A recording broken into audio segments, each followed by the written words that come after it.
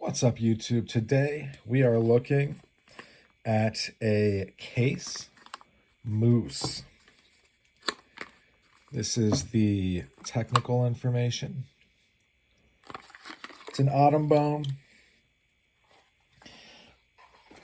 Funny story, I once sold a guy a Remington knife that is sold as a strawberry bone knife. He got very upset it wasn't actual bone, it was plastic, even though Remington said it was strawberry bone. I believe this is actual bone, but it is the autumnness is the colors. This kind of looks like a wood board to me, honestly, the texture. I don't even know if they really took any flame to this. I do like this a lot, the shield. There isn't a lot of gapping back here. Sorry about that. Here's the shield. There are no half stops. That was a real bear to get out. When I first got it, I oiled it up and cleaned it out a little bit. That one's a lot easier. As far as lengths,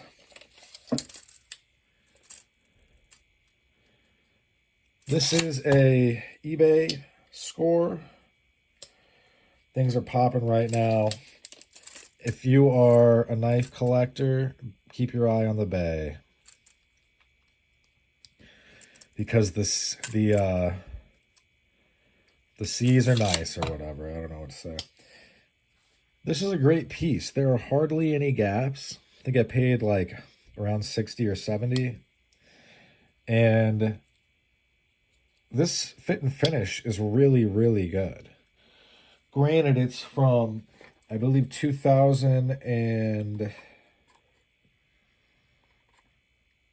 Oh, wait, yep.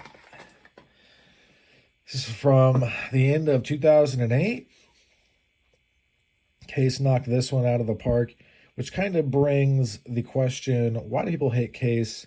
It's because sometimes they have bad quality control, meaning they let knives out of the factory that really should not be let out of the factory.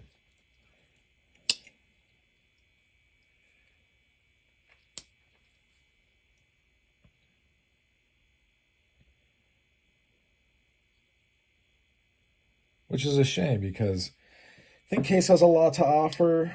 It's just that you really, I'm a deal hound, like most collectors of anything, especially knife collectors. You really got to keep your eye out for good deals on Case knives, because that's when getting a really good case is so much sweeter. But also, I think there's something to be said that it also softens the blow, the disappointment, when things don't turn out like they should. This is obviously going into the collection. It may or may not be a user. I'm not really sure about that. But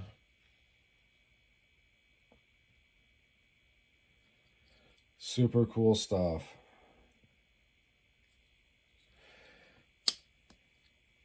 I'm not going to waffle on for too long.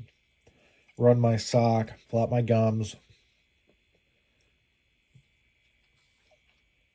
This isn't a review of a Jack Wolf knife where I need to go on for 8 minutes about how cool the packaging is.